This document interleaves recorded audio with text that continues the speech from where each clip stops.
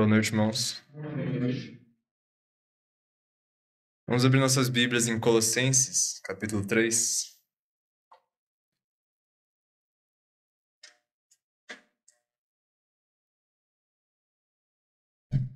Colossenses, capítulo 3, nossa meditação será os versículos 5 a 8. 5 a 11, não a 8.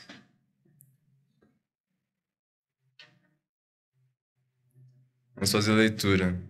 Diz assim: Mortificai, pois, os vossos membros que estão sobre a terra, a fornicação, a impureza, a afeição desordenada, a vil concupiscência e a avareza, que é a idolatria, pelas quais coisas vem a ira de Deus sobre os filhos da desobediência, das quais também em outro tempo andastes, quando vivíeis nelas, mas agora despojai-vos também de tudo, da ira, da cólera, da malícia, da maledicência, das palavras torpes da vossa boca. Não mintais uns aos outros, pois que já vos despistes do velho homem com seus feitos, e vos vestistes do novo, que se renova para o conhecimento segundo a imagem daquele que o criou, onde não há grego, nem judeu, circuncisão, nem incircuncisão, bárbaro, cita, servo ou livre, mas Cristo é tudo e em todos. Mas nossa meditação hoje nessa carta se deu justamente porque é uma carta que eu já havia estudado um tempo atrás. E sempre quando chamado a pregar, eu gosto de já abordar uma carta, algumas passagens que eu já tenho uma certa noção, né? Eu creio que é mais fácil a interpretação quando você já tem uma noção do contexto da carta, já estudou em passagens próximas daquela carta. E basicamente hoje a nossa meditação será quase que um devocional que eu fiz esses últimos 2 dias. E como de costume, irmãos, a gente vai começar com aquela breve introdução, já guiando a mente dos irmãos para mais ou menos o que tem sido abordado aqui nessa carta, o que Paulo vem dizendo, até chegar a esse texto que nós iremos meditar hoje. Uma das coisas que nós vemos na carta de Colossenses é que Paulo, ele faz isso, né? E aqui nessa carta não é uma exceção. Ele sempre vai abordar verdades da Bíblia, verdades teológicas, princípios bíblicos, de maneira a abordar questões relacionadas àquela igreja. Então, por exemplo, se uma igreja está com um determinado problema, Paulo vai focar, enfatizar certas verdades sobre o Evangelho, sobre Deus, sobre Jesus Cristo, para que essas verdades possam, de alguma forma, ensinar aqueles irmãos sobre o erro deles, sobre o pecado deles, ou fazer com que eles se animem, né? Então, percebemos que Paulo, a teologia de Paulo, a maneira que ele demonstra essa teologia, né, geralmente é focada em exortar igrejas, né, do passado que estavam com determinados problemas. E aquilo que servia para eles, né, os ensinos que Paulo nos deu através dessas cartas, que era útil para eles também é útil para nós hoje. Então, sempre quando a gente procura, né, eu procuro entender uma carta, entender uma passagem, eu quero entender primeiro o que Paulo quis dizer para aqueles irmãos, aí sim eu consigo dizer adequadamente que é isso que ele tem a dizer para nós nos dias de hoje.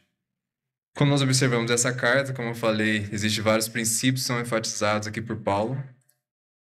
E uma das coisas que nós vemos aqui, que era o problema daquela igreja, eram alguns falsos ensinos que estavam acontecendo. Por exemplo, o capítulo 2 deixa muito claro alguns dos aspectos desses falsos ensinos, então nós vamos dar uma olhadinha em alguns versículos ali. Capítulo 2, versículo 8 diz assim: Tende cuidado para que ninguém vos faça presa sua por meio de filosofias e vãs sutilezas, segundo a tradição dos homens, segundo os rudimentos do mundo, e não segundo Cristo.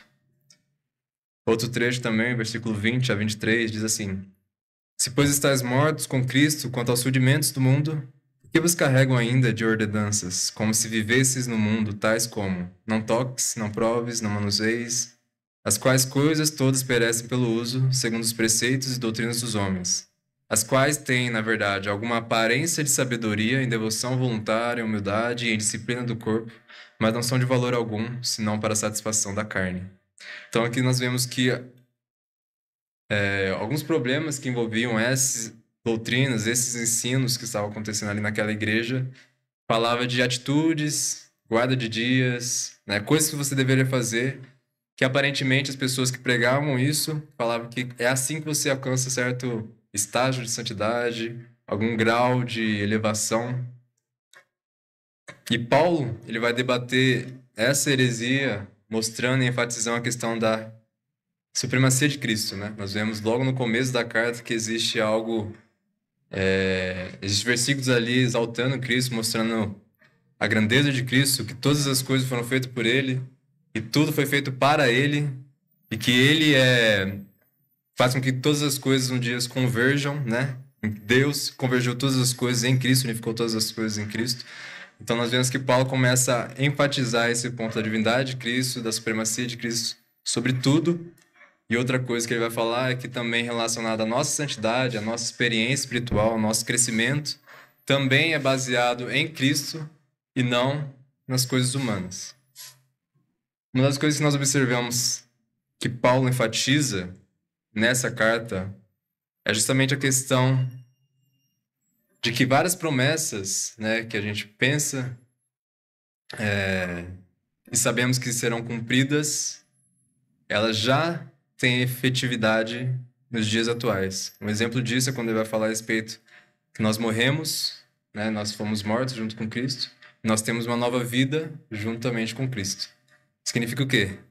Essa vida, essa santidade, essa transformação, ela é futura, mas também ela já é presente. Ela está escondida com Cristo, mas nós já podemos viver essa vida pensando nessa vida transformada que está juntamente com Cristo. Outra coisa que nós vemos, ele vai falar que nós já estamos mortos para o pecado e que nós morremos juntamente com Cristo, que nós ressuscitamos juntamente com Cristo. Todas essas coisas enfatizando o nosso estado espiritual perante Deus. E quando ele vai exortar a respeito de nós buscarmos a santidade, ele vai enfatizar justamente na questão de que é através de refletirmos sobre isso, pensarmos nisso e vivermos isso, né, sabendo dessas realidades espirituais, é que nós de fato iremos combater o pecado na nossa vida. Uma das coisas que deixa mais ou menos claro isso seria o capítulo 3, versículo 1. Diz assim: portanto, se já ressuscitaste com Cristo, buscai as coisas que são de cima, onde Cristo está sentado à destra de Deus. Também o versículo 3, porque já estáis mortos e a vossa vida está escondida com Cristo em Deus. Então nós vemos que ele vai enfatizar essa questão do nosso estado. Nós estamos mortos, né, em relação a essa vida, estamos vivos em Cristo. E mesmo falando isso, ele vai usar isso como base para falar depois: mortificai, portanto, a sua carne, viver então segundo a vontade de Deus. Então vamos para o nosso texto, versículo 5. Diz assim: mortificai, pois, os vossos membros que estão sobre a terra, a fornicação, a impureza, a afeição desordenada, a vil concupiscência, a avareza, que é a idolatria, pelas quais coisas vem a ira de Deus sobre os filhos da desobediência, nas quais também, em outro tempo, andastes quando vivíeis nelas. Então aqui, irmãos, nós encontramos aquela questão de Paulo enfatizando a questão do mortificar, né? Evidente que isso tem relação com os 4 primeiros versículos. Eu não sei se os irmãos vão lembrar, mas eu já trouxe uma meditação nesses 4 primeiros versículos. Então, como eu imagino que a memória dos irmãos seja tão mais ou menos igual à minha, que é ruim, que eu tive que também relembrar o que eu tinha falado, eu vou dar uma leve introdução nesse versículo aqui, uma breve recapitulaçãozinha. Versículos 1 e 2. Principalmente, né? O 2, que diz algo que nós não tocamos ainda. E algo interessante, que é de relevância para entendermos o que Paulo está dizendo aqui, ó. Versículo 2 diz assim: pensai nas coisas que são de cima e não nas que são da terra. Né, o que nós deveríamos considerar? O que Paulo se refere a coisas terrenas? Né? O que são essas coisas da terra que Paulo se refere? Talvez alguns pulariam para o versículo 5, né? Falando das coisas carnais, da carne, das obras do pecado e tal.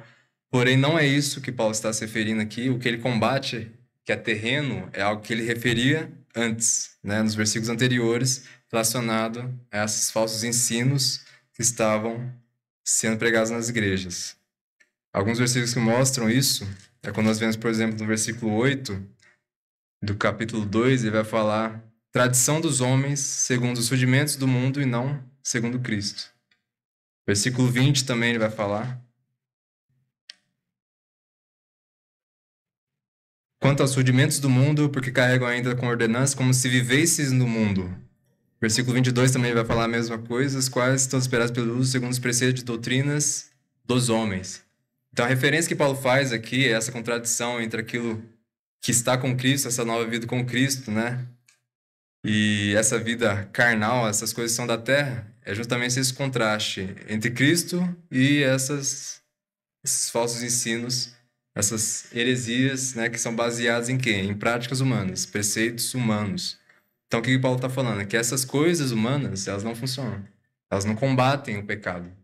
Né? Elas podem parecer, né, uma certa restrição do corpo que eu estou vivendo de maneira a me automutilar com determinadas coisas e atitudes. Eu não faço isso, não faço aquilo. Tudo isso parece bom, mas como Paulo fala aqui, tudo isso não tem efeito nenhum para combater o pecado. Né? O que Paulo vai falar que combate o pecado? É pensar naquilo que é eterno, pensar naquilo que é já realizado por Cristo e que já está com Cristo. Quando ele vai falar, por exemplo, da nossa vida, ele vai falar que a nossa vida está escondida com Cristo. E essa vida nós já obtemos. Quando ele vai falar também a respeito de quando essa vida irá se manifestar, ele vai falar que um dia, né, quando Jesus Cristo voltar, nós também nos manifestaremos juntamente com ele em glória, né, significando a nossa glorificação. Porém, a ênfase que ele dá aqui é justamente na realidade atual dessa vida. Nós já temos essa vida. Nós já fomos vivificados juntamente com Cristo. Então, o que nos faz vencer o pecado, alcançar a santidade, né? Tudo aquilo que nós necessitamos para combater o pecado está em Cristo, naquilo que Ele fez, naquilo que Ele tem guardado para nós. E é justamente tendo esse mindset, digamos assim, essa mentalidade do que Deus fez por nós, é que nós conseguimos, então, combater o pecado. Eu estou morto para o pecado, minha relação com o pecado já não é mais a mesma de antes. Né? Eu não sou obrigado a pecar como eu era quando eu era ímpio, quando eu era pecador, e para mim tudo que eu fazia era buscando o pecado, querendo o pecado. Se vivemos com Cristo, essa já não é mais a realidade do crente. Então, irmãos, sabendo disso, né, dessa questão que ele falou nos versículos 1, 2, 3 e 4, né, que nossa ênfase está naquilo que nós temos em Cristo, então Paulo vai falar, mortificai. Ele vai falar também, logo lá para frente, revestivos do novo homem. Então é com base naquilo que Deus fez por nós e naquilo que nós somos, é que Paulo vai falar, mortificai, revestivos do novo homem, coisas assim. Então essa é a lógica que Paulo coloca e usa aqui para ensinar aqueles irmãos. Uma coisa que nós vemos aqui quando ele fala mortificar os vossos membros, né? Esses membros se referem, uma referência aos pecados da nossa carne. E aqui ele vai listar alguns pecados, né? Ele faz duas listas de pecados, uma no versículo 5, depois lá no versículo 8. E aqui no que nós vemos no versículo 5 é que todos esses pecados de alguma forma estão relacionados. Eu acredito que todos esses pecados de alguma forma estão se referindo a determinada área de pecado. E nós vemos, por exemplo, a questão da fornicação, né? A porneia, que se refere a qualquer tipo de pecado na área sexual, né? A impureza, que também, muitas das vezes que nós encontramos ela em outras passagens, ela vai estar ligada a esse contexto de impureza sexual, né? Pensamentos impuros relacionados a essa área sexual. A afeição desordenada, que é justamente você desejar, né, as coisas perversas, né? Desejos perversos. E a vil concupiscência, que também está relacionada a essa questão de moral sexual. E por fim, ele vai falar a questão da avareza, que é a idolatria, né? E a avareza, muitas vezes a gente pensa que se refere sempre a dinheiro, mas a palavra por trás dessa tradução avareza, ela se refere a um desejo muito grande por algo, né? E ela pode ser usada em diversos contextos, né? Nós sabemos que a avareza relacionada ao dinheiro é um pecado, né? Nós vemos Cristo ensinando contra isso, que mamon, né? Se você serve a mamon, ao dinheiro, às riquezas, você está sendo um idólatra. Mas aqui, essa idolatria é relacionada à questão sexual. Uma das coisas que nós vemos naquela época, né, no contexto daqueles irmãos, é que justamente a sexualidade estava envolta na cultura, na sociedade, era normal. Inclusive, era parte do culto das religiões pagãs daquela época. Então, era uma cultura, né, que prezava muito por essas coisas, e isso era tido como normal e, inclusive, era recomendável. Então, uma das coisas que nós vemos aqui é que Paulo vai justamente mostrar, né, esses pecados que eram característicos daqueles irmãos e da vida pregressa daqueles irmãos, né? Nós vemos isso na sequência dos versículos, principalmente no versículo 7, as quais vós antes andavam em outro tempo. Então, possivelmente, Paulo está justamente se referindo a essa área, né, a esse contexto de sexualidade, quando ele vai se referir a esses pecados aqui. Outra coisa que me leva a pensar que isso é uma área específica de pecado é porque depois, no versículo 8, quando ele vai falar dos outros, ele vai falar, mas agora despojai-vos também de tudo. Aí ele coloca outra sequência de pecados. Então, uma das coisas que nós vemos, irmãos, quando nós vemos, né, sobre esses pecados, o versículo 6 vai falar pelas quais vem a ira de Deus sobre os filhos da desobediência. Né? E geralmente, quando Paulo ou os apóstolos aqui, os escritores do Novo Testamento vão falar a respeito do pecado, eles vão falar da consequência do pecado, que traz o pecado. E uma das coisas é a ira de Deus, né? Deus, ele se ira pelas pessoas que estão no mundo e procuram essas coisas e fazem essas coisas. E isso serve do quê? Serve de incentivo, né? Motivação, exortação a buscar não fazer essas coisas. Então, se eu não quero fazer com que Deus se ire, não quero mais que Deus esteja rejeitando minhas obras, eu deveria então fazer o quê? Eu deveria começar a deixar de fazer essas coisas. Versículo 7, né? Aquilo que eu já adiantei, falando da questão de que eles viviam nessas circunstâncias, nessas situações, porém agora que eles estão em Cristo, essa não deveria ser a característica deles, isso não deveria ser a vida que eles deveriam levar com esses pecados, com esses desejos.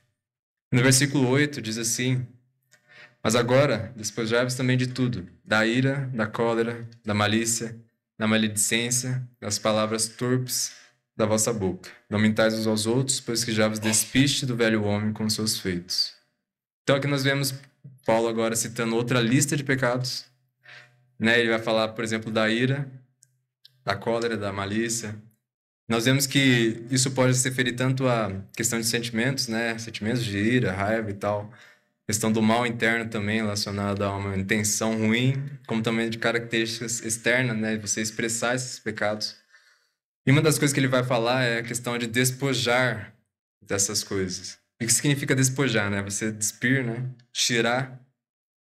Engraçado, e outra coisa que nós vamos ver é que ele vai falar que vocês já despojaram dessas coisas, né? Vos despistes dessas coisas. Então, Paulo sempre vai falar que nós já somos algo, mas sempre vai focar ou enfatizar para nós nos transformarmos nessa coisa, né? Isso é algo bem interessante na teologia de Paulo e é muito enfatizado nessa carta aqui. Por exemplo, a questão da ira, da cólera, muito semelhante às duas coisas. Uma poderia se referir ao sentimento, né? A gente já falou um pouco sobre a ira num sermão recente. E o que vem, de onde vem a ira, né? Às vezes que muitas vezes a nossa ira é baseada mais ou menos em um certo tipo de lei que nós criamos, né? Por exemplo, eu acredito que você cumprimentar sem olhar para minha cara é algo ofensivo. Se você fizer isso, eu já vou ficar irado com você. Por exemplo, eu acho que você deve, né, de alguma forma, me incentivar, me elogiar. Se você não fizer isso, não me estimar, eu vou ficar bravo com você. Então, a ira é sempre baseada em algum tipo de lei ou predisposição que nós temos. E que se as pessoas, né, quebram essa lei, eu já imediatamente começo a ficar irado com essa pessoa. Como se essa pessoa fosse, né, transgressor, uma pessoa muito ruim, coisa do tipo. Então, a lei, a ira, por diversas vezes vai basear um coração, né, muito fora da vontade de Deus. Diversas vezes a nossa ira vai ser por motivos injustos. E por isso mesmo Paulo fala falar que essa ira não deveria ser mais uma característica do cristão, né? Essa ira irracional, injusta, egoísta, não deveria ser algo do cristão. A cólera poderia ser muito bem ser a manifestação dessa ira, né? A enfatização dessa ira, maneiras de se expressar de maneira a agredir outra pessoa, né? Seja por palavras, seja por atitudes. Nós vemos também a questão da malícia, da maledicência, das palavras torpes da boca. E tudo isso pode se referir, por exemplo, à malícia, a questão da intenção ruim no nosso coração, ofender uma pessoa, fazer aquilo que nós não gostaríamos que fosse feito contra nós, a gente vai lá e faz, comete um pecado contra essa pessoa. Então, muitas vezes a gente vai ter esses pensamentos maus, Muitas vezes a gente vai querer fazer essas coisas. Essas coisas vão se externar por diversas vezes, né? E uma das coisas como ela poderia se externar é justamente a questão de palavras torpes, né? Sair coisas ruins da nossa boca, sejam coisas que não são proveitosas, sejam calúnias, sejam palavras de baixo calão, né? Qualquer coisa que venha a ofender e ferir meu próximo. E Paulo também vai falar a questão de não mentir, não mentais uns aos outros, né? Justamente porque isso não é mais uma característica cristã, né? Mentira. Em outras passagens, por exemplo, Paulo vai falar que nós somos membros uns dos outros, né? Então, por isso nós não deveríamos mentir uns aos outros. Então, nós vemos que Paulo lista diversos pecados e essa lista poderia se estender. Evidente que Paulo não quer ser exaustivo e falar que existem só esses pecados, essas coisas. Mas aqui tudo que ele está falando é coisas que deveriam ser tiradas da vida do crente, né? Ser crente significa que diversas coisas não vão ser mais naturais para nós, né? Versículo 10, ele vai falar então do que nós deveríamos nos vestir. Se existe coisas que nós deveríamos despir, existe coisas que nós deveríamos vestir. E vos vestistes do novo, que se renova para o conhecimento segundo a imagem daquele que o criou, onde não há grego, nem judeu, circuncisão, nem incircuncisão, bárbaro, cita, servo ou livre, mas Cristo é tudo e em todos.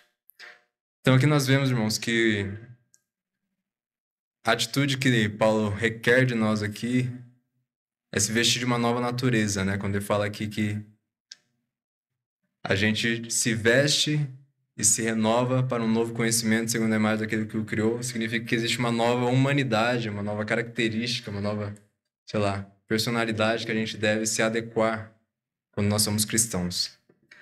E como Paulo já havia falado anteriormente, né?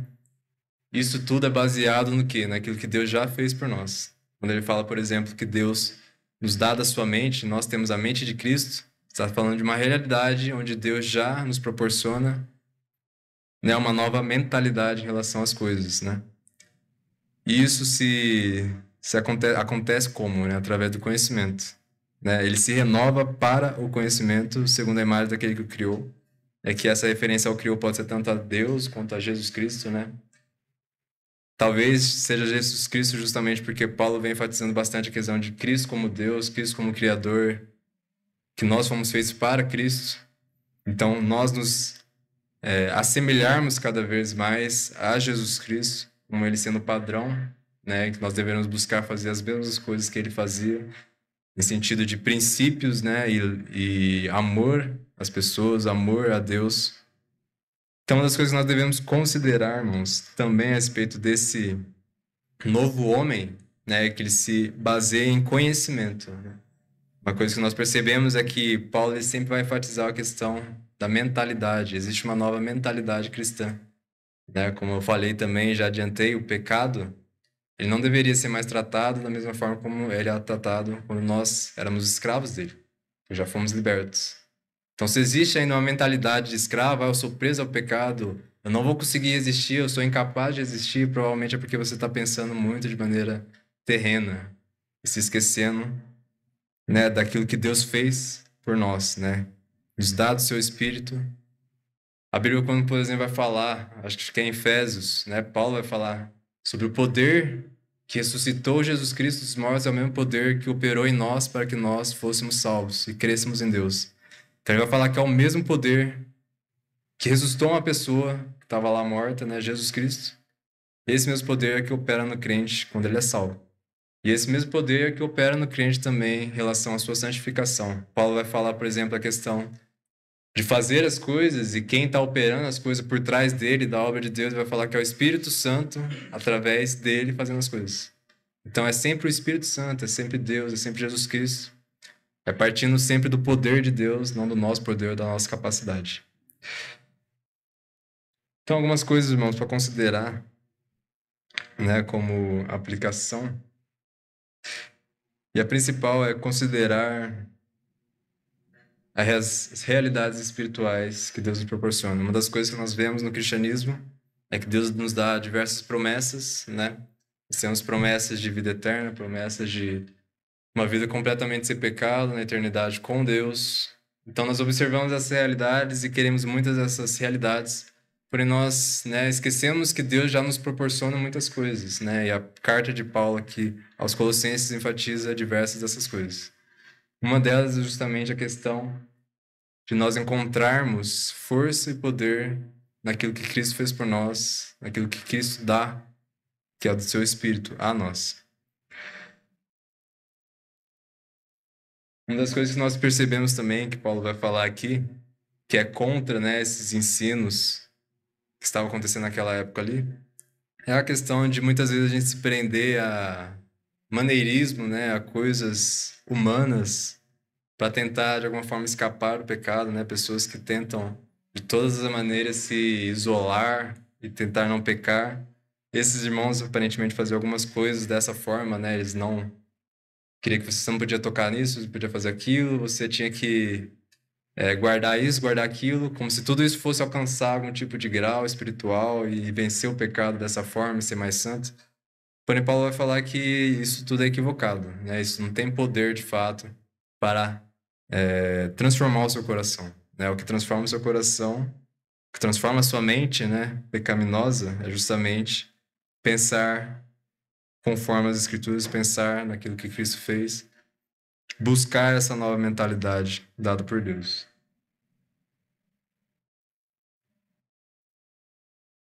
Então, irmãos, se o Espírito nos capacita a andar conforme os desejos dele, nós deveríamos muitas vezes pensar nisso, né? Nas nossas lutas, nas nossas tentações. Se o Espírito de Deus está comigo, eu deveria ficar assim, realmente caindo em pecado diversas vezes. Ter esses vícios, né? Que a gente chama de vícios de personalidade. Ah, eu sou uma pessoa muito isolada das pessoas. Só que a gente vê na Bíblia que não existe cristianismo sem relacionamento, né? Vários dons do Espírito Santo é manifestar justamente com as pessoas, né? Como é que você vai ser longânimo sozinho, isolado, sem conviver com as pessoas. É justamente através da convivência que você vai desenvolver longanimidade e vai mostrar esse fruto na sua vida, né? Então, percebemos que diversas coisas, né? Que a gente pensa que, eu sou assim mesmo, e essas coisas são pecaminosas. A gente pensa, eu não vou ter como mudar isso, é assim, eu não tenho como exercer esse crescimento nessa área. Mas Deus nos fala que através, né, dessa mentalidade carnal, você demonstra que não conhece, de fato, aquilo que Deus fez e daquilo que Ele pode fazer ainda na sua vida. Outra coisa, irmãos, que já é ligada a isso também, é a questão de encher do conhecimento. Né, como nós vemos aqui, esse homem, esse novo homem, né, essa nova personalidade que nós temos, ela é baseada em conhecimento. Né? Não existe uma característica no crente, né, assim que ele se converte, que ele tem essa nova mudança de direção, né? Então ele estava indo para um lado, achando que as coisas eram dessa forma, e ele vai para o outro lado e começa a ver que as coisas, na verdade, são dessa forma. E isso se relaciona a tudo na nossa vida, né? A nossa vida completamente desejando o pecado, pensando para pecar, era de um jeito, então a nossa vida, buscando a santidade, né, se convertendo, tendo fé em Deus, vai ser totalmente diferente também relacionado a tudo que nós pensamos, tudo que nós cremos, né? E nós observamos também essa questão de conhecimento, é que Paulo pode se enfatizar por diversas vezes, ele vai enfatizar nas suas cartas, é que nós já temos esse conhecimento, nós já temos uma nova mente, porém diversas vezes ele também vai enfatizar para nós buscarmos esse conhecimento e buscarmos ter essa nova mentalidade. Essa carta é um exemplo disso. Inclusive, quando nós vamos lá para o início da carta, uma das coisas que ele vai falar, que é a oração dele por aqueles irmãos, é a questão deles crescerem em conhecimento.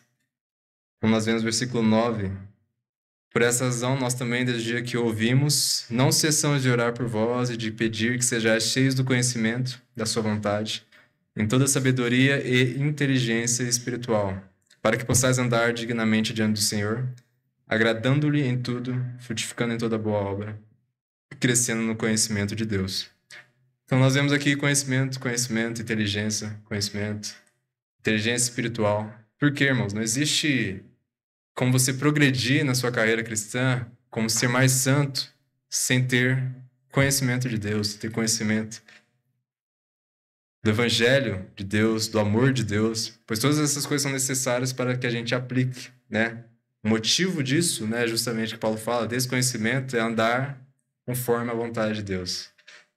Então, se nós queremos, né, ter essa nova vida, observar e conhecer realmente aquilo que Deus já nos proporciona através de Cristo, daquilo que Ele fez, o que é o Espírito Santo habitar em nós, o que isso significa ou isso implica na nossa relação com Deus, na nossa relação com as pessoas, então nós deveríamos, né, buscar cada vez mais nos dedicar ao estudo da palavra, né, prestar mais atenção naquilo que é pregado, procurarmos, né, deixar de ser sempre aquelas pessoas alimentadas pelo aquilo que é dado, simplesmente em casa e das demais coisas, não reflete sobre as coisas que foram ditas, não procura saber mais, não tem curiosidade de entender mais. Né, eu vi um exemplo um dia, achei bem interessante. O pregador falou que se fosse oferecido, por exemplo, 1 milhão para que você entendesse a Bíblia, entendesse e interpretasse de maneira coerente tudo aquilo que está escrito aqui, com certeza todo mundo ali sairia correndo dali e começaria a entender. Ela não sabe grego, ela vai procurar aprender grego. Ela não sabe hebraico, ela vai procurar aprender hebraico. Se ela acha que ela precisa conhecer um pouco do contexto e história daquela época, ela ia atrás de conhecer e pagar gente para ensinar ela. Né? Se fosse para 1 milhão, as pessoas teriam toda essa avidez e correriam com toda a vontade atrás desse livro aqui para procurar entender. Mas quando é relacionado a ter, né, essa vida espiritual, se achegar a Deus e procurar agradar a Deus, né, sabendo o que Ele pede, assim, aplicando o que Ele pede, aí nós vemos que existe um certo desânimo da nossa parte. Né? Eu falo isso por mim mesmo também. Né? Existe aquela moleza em relação às coisas de Deus, aquela vontade de deixar sempre para depois, depois eu faço isso, aquilo, outro e tal. Isso mostra que nós, muitas vezes, não acreditamos quando a palavra de Deus, por exemplo, em Provérbios, vai falar que a sabedoria vale muito mais do que os tesouros, do que rubis, pedras preciosas. Então, irmãos, que nós possamos refletir sobre isso, né? Possamos realmente procurar nos aplicarmos, entendermos, né, aquilo que Paulo tem trazido nas suas cartas. Uma das coisas que nós observamos, inclusive foi pregado recentemente, né, nós vemos a vida de Paulo, um homem realmente temente a Deus, que fez muita coisa pela obra de Deus. É maravilhoso observar como ele tinha um desprendimento da sua própria vida, né, daquilo que ele poderia desfrutar. E ele sempre tem grande apreço pela obra de Deus, pelos irmãos, pelas igrejas que ele fez, por evangelizar e alcançar mais pessoas. E por que ele era assim? Porque ele era um cara extremamente extraordinário, com uma mente brilhante? Não. É porque ele conhecia o Senhor dele. Ele conhecia e sabia o que Jesus Cristo havia feito por ele. Sabia e conhecia o Deus que estava mandando ele fazer todas essas coisas. Então que nós possamos procurar também fazer e buscar cada vez mais a Deus. Amém? Essa era a mensagem, a meditação que tive hoje. Bom marido.